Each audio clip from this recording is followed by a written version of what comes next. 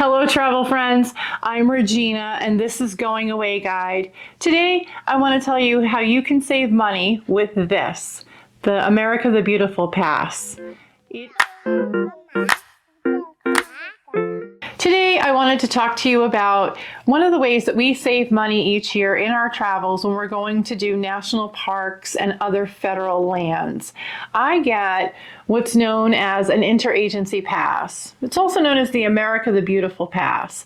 And for one fee, $80, this provides us with 1 year of access and covers our entrance fees into a number of different areas across the country. The pass, because it's interagency, includes the national parks and everything within the National Park Service, the Bureau of Land Management, U.S. Fish and Wildlife Service, the Forest Service, U.S. Army Corps of Engineers, and there's a few others, but to say that it is just the national parks is incorrect. It actually covers more than 2,000 sites across the country. Now, it's for entry into these sites. It doesn't include things like your camping fees or tours or anything like that. It's your entrance. And the way it works is that you get your pass and then it's good for a year.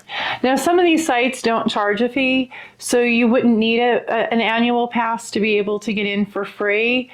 However, if you're going to be using the pass enough in a year to justify the price, that it is $80, then it becomes worth it. Last year, we saved $60 by having the America the Beautiful Pass. And that's because we visited enough sites with higher entry fees to justify the $80 price tag that the pass has. We visited Yellowstone, Grand Teton, Natural Bridges, Dinosaur, Arches, and Great Sand Dunes. So when you add all of that up, it was $140 worth of entrance fees, and we paid $80. So we saved $60. Now, there are other passes available, and one in particular is especially helpful to know if you have children. As part of the Every Kid Outdoors program, there is a free pass for families that is offered when you have a 4th grader. Now, if you homeschool, and you're not keeping track of grade level, it's a 10-year-old. So what you would do is you would go to the website and download the form and then just stop in to one of the facilities where you can get your pass and they will give it to you. I've linked that information below in the description box. And this program was set up to encourage families with kids to get out into the great outdoors. So that pass for the year your child is 10 or in 4th grade is free. Other passes that are available that I'm not really going to go into detail, but are available on the website are the Lifetime Access Pass for those with disabilities, the Senior Pass, the Lifetime Senior Pass, and a new pass that is for veterans. Now, something to keep in mind is that if you lose your pass, they have no way of finding you in the system because they don't keep track of it.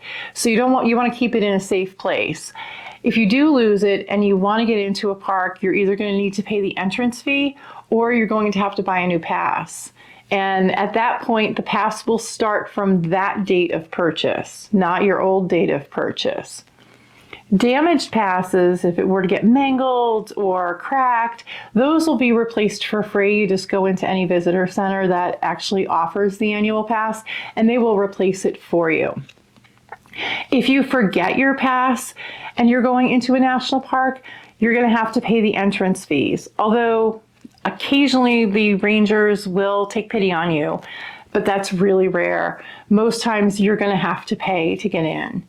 Anyway, I just wanted to share that with you. This is a great program. We do it almost every year because we travel enough to justify the expense. And especially if you have a 4th grader, get your pass for free and go outdoors and enjoy the United States national parks. They're fabulous. I'm so glad you stopped by. If you use the pass like we do, I'd love to hear about it and some of your adventures. And I hope you'll come back again soon. Thanks for spending some time with me.